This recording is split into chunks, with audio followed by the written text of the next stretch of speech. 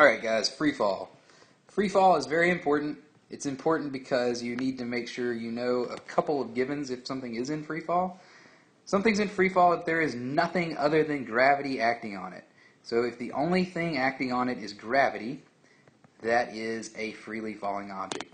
This means it can have no propellers, no jet engines, no lift of any kind, no force of any kind pushing it other than gravity. If that is the case, then the acceleration it undergoes is known as this lowercase g, and it is technically negative 9.8 meters per second squared. Actually, technically it varies all over the Earth, but for the sake of argument, we'll call it negative 9.8 meters per second squared. You should also know that in physics, a lot of times we'll round this to negative 10 meters per second squared, just to make math a little easier for us. Free fall, there are a few assumptions we can make, such as, on this next page, if you drop something in free fall, you can safely assume that the initial velocity is 0 meters per second. So if something is dropped, the initial velocity is 0 meters per second. Alright, what about, what does that mean for the displacement? So as an object falls, it will gain more and more displacement per unit of time. So let's just say that this one falls this far in the first second. It's going to fall that far in the second second, and it's going to fall that far in the third second. Notice how these distances are getting greater and greater each time. Well, there is a reason for that, alright? So let's look at it. In the first second, how far would an object fall if it was in free fall? Well, we know that the formula for that is 1/2 at squared plus v naught t plus x naught. If you drop something, you can assume that the initial position is 0. If we drop something, we also can assume that the initial speed is 0, which leaves us with this lovely little formula. And hopefully it'll become apparent while we round. So 1/2 times negative 10 times 1 squared tells us that in the first second of falling, this object will fall to 5 meters. By the time it reaches the second second, though, it'll have gone to 1/2 times negative 10 times, sorry, that should be negative 5 meters, right, because it's going down. 1/2 times negative 10 times 2 squared, which would be negative 20 meters. And then in the third second, you should notice it's going to go 1/2 times negative 10 times 3 squared, which will be negative 45 meters. All right, now, notice how these numbers are getting bigger and bigger. They're not increasing in even increments. So in the first second, it falls a distance of 5 meters. In the second second, it goes from 5 meters to 20 meters, which means it fell an additional 15 meters in that second second. In the third second, it fell even farther. It fell from 20 to 45 meters, which means that it fell a distance of 25 meters in that third second. So each second you're falling, you're getting farther and farther and farther with the time that's going by. And again, this makes sense because the object is accelerating. It's going faster and faster as each second goes by. When you drop something, you can also quickly figure out the velocity. So in 1 second, or sorry, let's start this at 0. At 0 seconds, at 1 second, at 2 seconds, and at 3 seconds. Okay, to find the velocity, the final velocity, you're going to use the a is equal to v minus v naught over t formula. If you drop something, the initial velocity is 0, so we don't have to worry about it. So we're left with at equals v, right? In this case, though, a is going to be g, right? So it'll be gt equals v. The acceleration due to gravity times time equals the velocity. So at 0 seconds, we're not going any speed. So at 1 second, it's going to be negative 10 times 1 equals negative 10 meters per second. At 2 seconds, it's going to be negative 10 times 2 equals negative 20 meters per second. At negative 3, negative 10 times 3 equals negative 30 meters per second.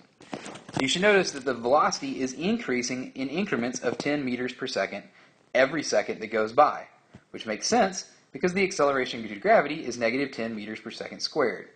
And remember that if it's negative 10 meters per second squared, technically that's negative 10 meters per second every second.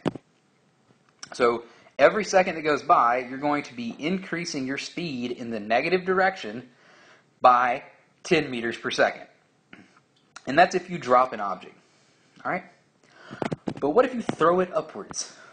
So if we throw the object upwards, you should notice, first of all, that when an object goes up, it has to come down. So it's going to go up and then back down.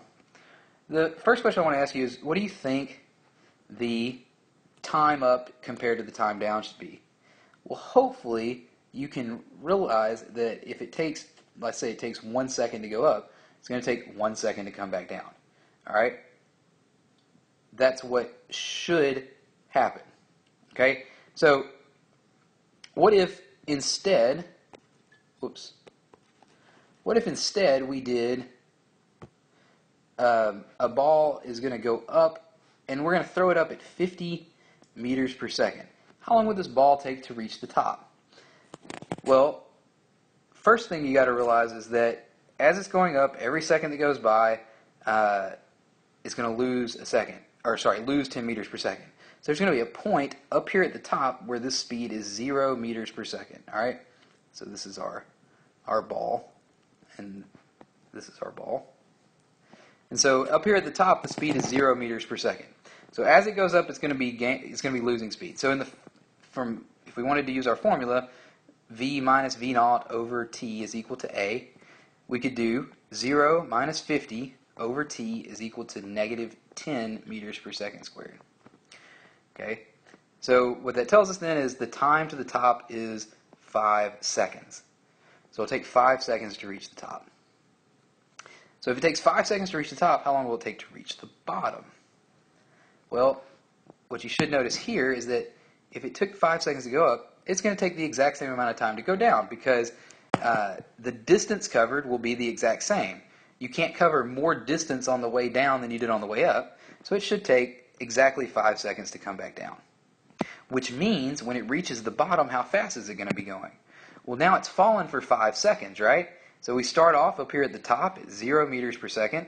So v minus 0 over 5 equals negative 10 meters per second squared. And so we end up with a speed of negative 50 meters per second. And what this leads to is that if you want to know how long something is in the air when you throw it up, all you have to know is the initial speed of the ball or the object. So if you throw it up at 50 meters per second, you know it's going to land at negative 50 meters per second, which will allow you to calculate the time. You can either do this by knowing that the final velocity will be negative 50 meters per second, and the initial velocity is positive 50 meters per second, and using this formula to solve for the total time, or you can recognize that at the top of the curve, the ball has to come to a stop, and plugging that in for final velocity, and getting the time to the top like we did here, and then multiplying it by 2. You'll get the same answer either way. All right? So either way you go, you should get 10 seconds. So if you throw a ball up at 50 meters per second, it's going to go up for 5 seconds. It's going to come down for 5 seconds, giving you a total time in the air of 10 seconds. All right? The position, by the way, should be 0. All right? Because it starts and stops in the same spot. So let's check that real quick. So the position I've just told you should be 0. We've established that it was in the air for 10 seconds. Okay, so let's check that out. Let's see if that's right. If it starts here and stops here, the position change should be equal to 0 because it didn't go anywhere. So let's check and see if this is right. So x is equal to 1/2 times negative 10 times, we established that it was in the air for 5 seconds up, 5 seconds down, so a total of 10 seconds. And we also know that the initial velocity was 50 times 10 seconds. All right? So let's check it. X is equal to negative 5 times 100 plus 500. Position is equal to negative 500 plus 500. Position is equal to 0 meters, which means that if you throw an object up and it comes back down to the same spot, you have 0 change in position, despite the fact that you went all the way up and all the way back down. So That's how you would find the change in position when you throw something up in the air. Notice that I had to make sure that this number was positive and this number was negative for it to work. All right. So this is just a general overview of free fall. There may be some more stuff we have to cover, but this is a good little starter on it. Okay. If you have any questions, as always, feel free to let me know.